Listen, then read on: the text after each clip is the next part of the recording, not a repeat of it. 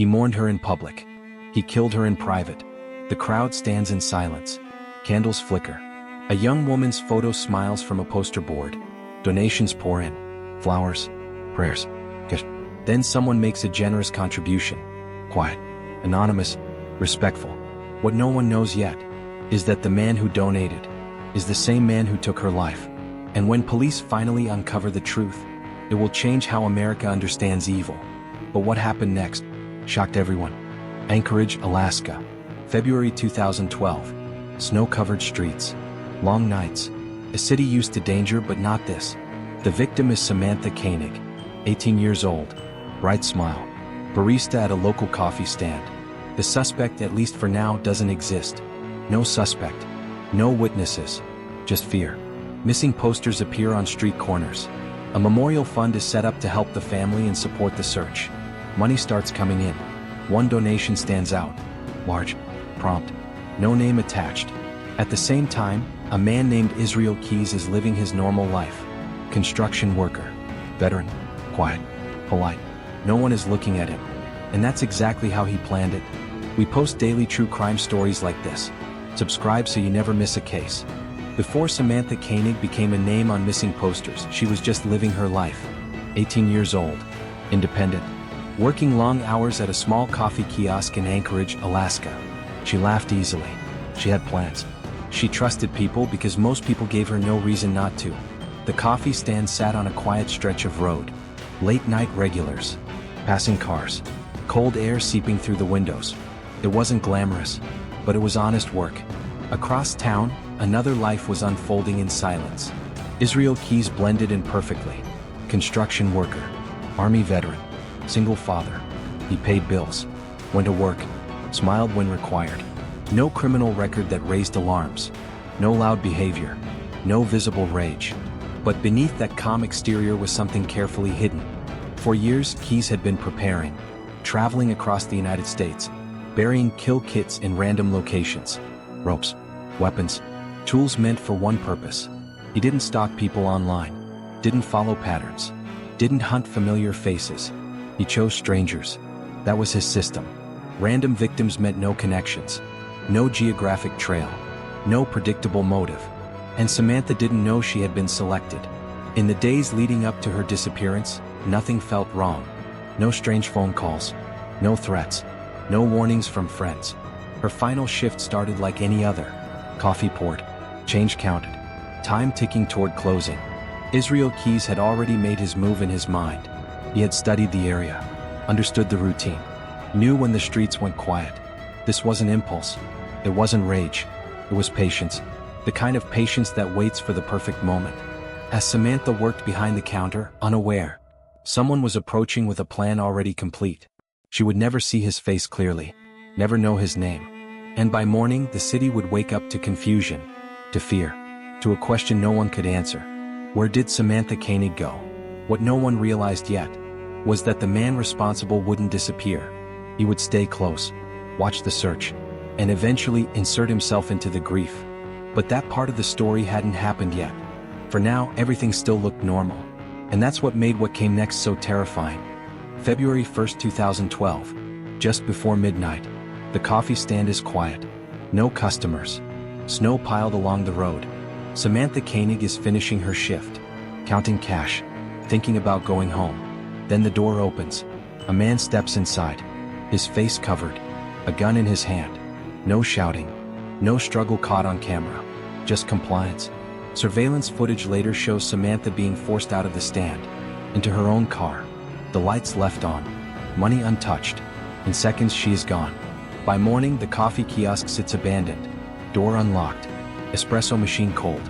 Her boyfriend reports her missing. Police respond fast.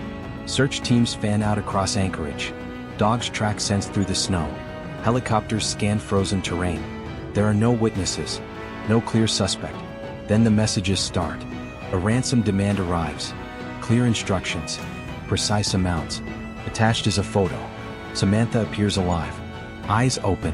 Holding a newspaper dated after her disappearance. Hope floods in. The family follows the instructions. The money is wired. But the truth is darker. Investigators later confirmed Samantha had already been killed. The photo was staged. Her body had been preserved to create the illusion. While the city prays, the killer is already moving. Samantha's debit card is used. ATM withdrawals in Alaska. Then in Texas. Surveillance video captures a tall man.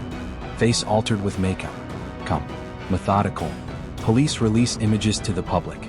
Tips pour in. At the same time, a memorial fund is created to support search efforts, to help the grieving family. Donations arrive daily, and among them, a substantial contribution. No name, no message, just money. No one questions it. Vigils are held. Candles line the streets. Samantha's photo becomes a symbol of loss. And somewhere, the man responsible watches it all. Not from the shadows, but from within the tragedy itself. The city feels hunted. Parents lock doors earlier. Workers refuse late shifts. Police know this wasn't random, but they don't yet know how careful the killer truly is. What they can't see is that the person they're hunting has already placed himself closer than anyone would imagine, and he's not finished yet. At first, the investigation feels scattered. There is no clear pattern, no familiar suspect, no history that fits. Anchorage police start where they always do. Friends, family, co-workers, nothing. Samantha had no enemies, no recent arguments, no warning signs. But then, the financial trail begins to speak. Her debit card is used. Multiple withdrawals. Different locations. Investigators pull ATM footage. A man appears on screen. Tall, calm, wearing heavy makeup to alter his face. He doesn't rush, doesn't panic. That confidence stands out.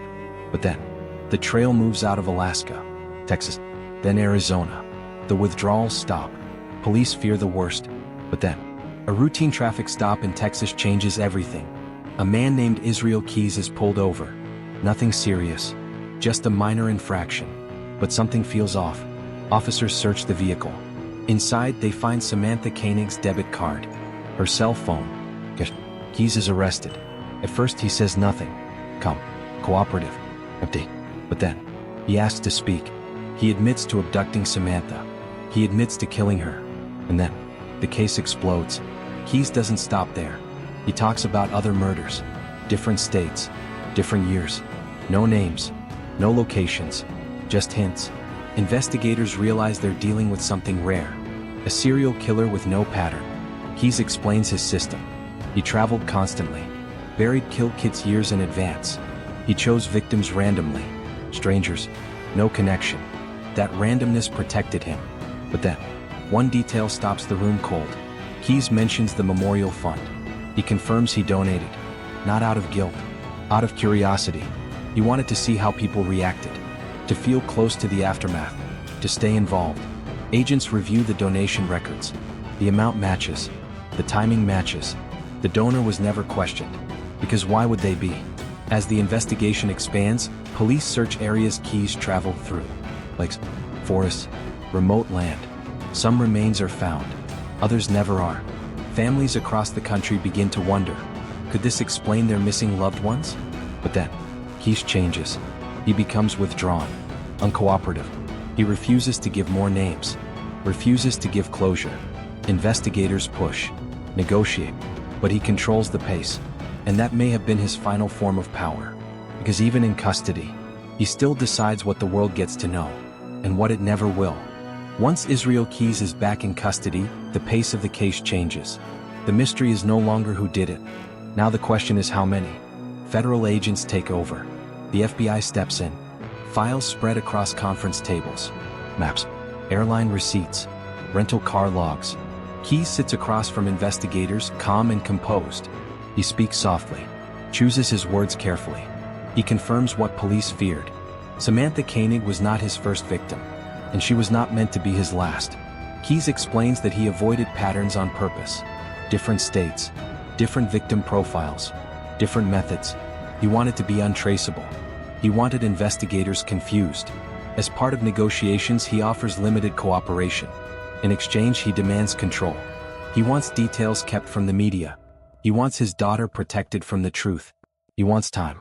Agents reluctantly agree. Keys leads them to a lake in Alaska. Frozen. Silent. Divers recover Samantha's remains. Her family finally gets answers. And the chance to bury her properly. But for many other families there is nothing. Keyes hints at bodies in Washington, New York, Vermont. But then, he stops talking. Interviews grow tense. Long silences fill the room. Investigators push harder. Keyes resists. And then, without warning, everything ends. December 2012. Inside his jail cell, Israel Keyes takes his own life. No trial. No full confession. No complete list of victims. Just a note. And a silence that investigators can't break. The case closes officially. But the questions do not. How many people did he kill? How many families will never know? The donation to Samantha's memorial fund becomes one of the most disturbing footnotes in modern true crime history. Not because of the money, but because of what it represents. A killer who didn't flee, didn't hide.